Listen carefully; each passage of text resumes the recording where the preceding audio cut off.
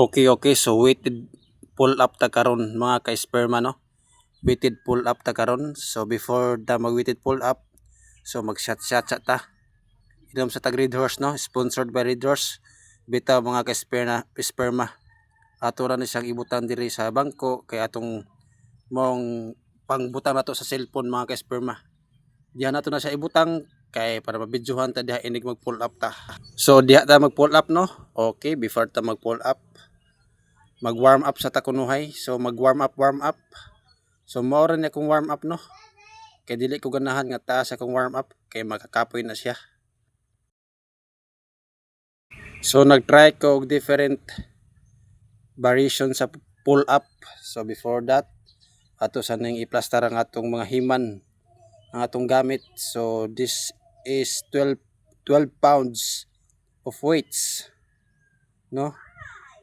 So one rep ra ko ani, no? Only one rep wide push up.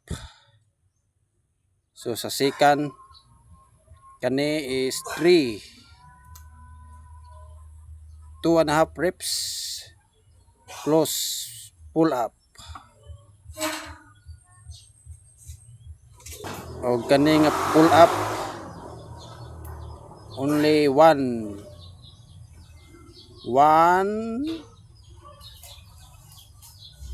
and 3/4. So this is the second 1 and 3/4. Taod-taod po ko nga wala kayo ka pull up kay na-injured ni akong elbow. So enjoy.